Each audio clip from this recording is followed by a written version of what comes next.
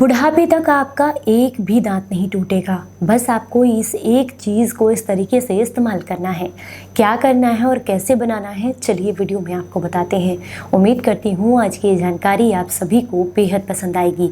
अगर आपको पसंद आए तो इसे औरों के साथ भी शेयर कीजिएगा। Hello everyone, welcome back. मैं हूँ आपकी दोस्त मधु। आज हम बात कर रहे हैं एक ऐसी चीज़ के बारे में, एक ऐसी मंजन के बारे में जिसे आप बहुत आसानी से अपने घर पर बनाकर तैयार करेंगे। हालांकि हो सकता है बनाने में आपको थोड़ा सा समय लगे, लेकिन ये एक ऐसी चीज़ बनकर तैयार होती है जो कि आपके मसूड़ों को मजबूत करेगी, दांतों के पीलेपन प्लाक की समस्या को दूर करेगी, या फिर आपके मुंह से बदबू आती है तो उस समस्या को दूर करेगी, दांतों में कीड़ा लग गया है तो उस समस्या को भी ये दूर कर देती है। तो चलिए आपको बताते हैं कि इसे आपने कैसे बनाना है।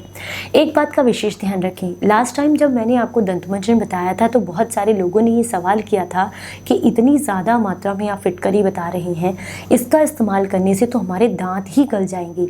तो ऐसा बिल्कुल भी नहीं है। अगर मैं आपको कहूँ कि आपको 50 ग्राम फिटकरी एक बार में इस्तेमाल करनी है तो वाकई आपकी एनिमल लेयर कमज़ोर होती है, पर अगर आप उसको थोड़ा थोड़ा करके यूज़ कर रहे हैं तो वो दांत में ना कीड़ा लगने देगी, ना ही आपके मसूड़ों में किसी तरह का इन्फ्लेमेशन होने देगी, ना ही दांतों पर गंदगी जमा होने देगी। इवन आपके दांतों की जितनी भी समस्याएं हैं उसके लिए फिटकरी बेहद फ़ायदेमंद होती है। तो आज का जो मेन इंग्रेडिएंट है वो है फिटकरी, लेकिन नॉर्मल फिटकरी नहीं, गुलाबी फिटकरी। ये आपको बहुत आसानी से किसी भी आयुर्वेदिक स्टोर पर या ऑनलाइन स्टोर पर मिल जाएगी। आपको 100 ग्राम की मात्रा में गुलाबी फिटकरी लेकर के आनी है। सबसे पहले आप इसे पानी से धुलकर साफ कर लें, उसके बाद इसे थोड़ा कपड़े से पोंछकर सुखा लें और बिल्कुल ड्राई कर लें, क्योंकि मैं इसलिए बता रही हूँ कि इसके ऊपर काफ़ी ज़्यादा गंदगी होती है और ये कई सारे हाथों से होकर के आती है, तो किसी तरह के कोई जम्स वगैरह ना हो, इसलिए आप ज़रूरी है कि एक बार इसे पानी से धुल लें। इसके बाद ये जो है आपको साबुत डेले के रूप में मिलती है, तो तोड़ना आपको पड़ता है, तो इसे छोटे छोटे टुकड़ों में आप तोड़ लीजिएगा, सिलबट्टे पर, खरल में, किसी भी चीज़ में। इसके बाद एक कढ़ाई लें। कढ़ाई, एक बात का विशेष ध्यान रखना है कि यहाँ पर आप लोहे की कढ़ाई का इस्तेमाल नहीं करेंगे, या तो स्टील की कढ़ाई हो या फिर आपकी नॉन स्टिक कढ़ाइयाँ जो होती हैं आप वो यूज़ कर सकते हैं। बट एक बात का विशेष ध्यान रखना है कि नॉन स्टिक कढ़ाई को सिर्फ इंडक्शन पर ही यूज़ कर सकते हैं, गैस के चूल्हे वगैरह पर आप इसको जो है नहीं पकाएंगे। या तो इंडक्शन पर आप जो है जो आपकी इंडक्शन वाली कढ़ाइयाँ होती हैं उस पर रख कर पकाएंगे, और या फिर आप इसे चूल्हे पर बनाएंगे या गैस पर बनाते हैं तो सिर्फ स्टील के बर्तन में या मिट्टी के बर्तन में ही आप इसको गर्म करेंगे। अब आपको क्या करना है, सबसे पहले इसे जब आपने तोड़ लिया है, तो ये मैंने आपको क्वांटिटी शायद नहीं बताई है, तो इसकी जो क्वांटिटी रहेगी वो है 100 ग्राम। 100 ग्राम की मात्रा में आपको फिटकरी लेनी है गुलाबी वाली। उसे कूट छेद लें, कूट करके उसके बाद एक कढ़ाई में डालें, इसको मेल्ट कर लें।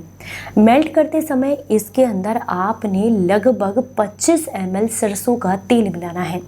इसके साथ साथ 8 से 10 लौंग को कूट कर इसी के अंदर मिला देना है। 4-5 काली मिर्चें भी आप इसमें कूट कर डाल देंगे। थोड़े से नीम के पत्ते भी आप इसमें डाल दें, अगर गीले हैं तो डाल दें, सूखे हैं तो हम बाद में भी इस्तेमाल कर सकते हैं। अच्छे से इसको मेल्ट कर लें। मेल्ट करने के बाद सबसे बड़ी काम होता है इसे ठंडा करना। ठंडा करने के बाद ये बहुत स्टिकी हो जाती है, बहुत चिपकती है, तो आपको थोड़ी मेहनत लगेगी। इसको हल्का ठंडा करें। ठंडा करने के बाद छोटे छोटे अमाउंट में कूट कर इसका बिल्कुल पाउडर बना लें। पाउडर बनाने के बाद किसी छन्नी में डाल करके छान लें। अगर आपने नीम के पत्ते पहले इस्तेमाल नहीं किए हैं तो सूखे पत्तों को भी यहाँ पर आप कूटते समय इस्तेमाल कर सकते हैं। अच्छे से सारी चीज़ों को छान लीजिएगा। छानने के बाद इसमें 10 ग्राम आपको मिलाना है सेंधा नमक, और लगभग 50 ग्राम आपको इसमें गोबर की राख मिलानी है, जो कि आसानी से आपको सब जगह मिल जाती है। सारी चीज़ों को अच्छे से मिक्स करें। मिक्स करके एक डब्बे में भर के रख लें। अब आप कहेंगे बहुत लंबा प्रोसेस है, बिल्कुल भी लंबा नहीं है। अगर आप चाहें तो 1 से 2 घंटे में इसको बनाकर तैयार कर सकते हैं। एक बात का विशेष ध्यान रखें, चाहे तो इसे ज़्यादा भी बना सकते हैं, क्योंकि ये ख़राब नहीं होता है। 6-7 महीने तक आप एक साथ इसका इस्तेमाल कर सकते हैं। अब आपको इसे डब्बे में भर के रखना है। जब आप इस्तेमाल करेंगे उसी समय आपको आधा चम्मच लेना है, या तो थोड़ा पानी मिक्स कर लें या थोड़ा सरसों का तेल। अच्छे से मिक्स करें और दांतों पर कोशिश करें कि उंगली से नहीं कर सकते हैं तो आप ब्रश से कर सकते हैं।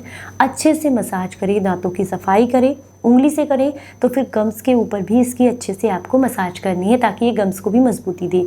आप इसको रात के समय में इस्तेमाल करेंगे। ये आपके दांतों की मजबूती बढ़ाता है, दांतों में किसी भी तरह का कीड़ा है तो उसको निकालता है, मुंह से बदबू आती है तो उस समस्या को दूर करता है।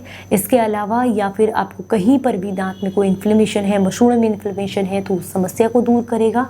इवन दांतों के लिए सबसे अच्छी औषधि है, ये सबसे अच्छा दंत मंजन है। आप सभी जानते हैं जो पेस्ट हम लोग इस्तेमाल करते हैं उसमें बहुत सारे केमिकल होते हैं, इवन बहुत सारे केमिकल ऐसे जो कैंसर कारक भी होते हैं, तो इसलिए उन्हें अवॉइड करके इस तरह के होममेड जो आपके दंत मंजन होते हैं उन्हें बनाकर इस्तेमाल करें।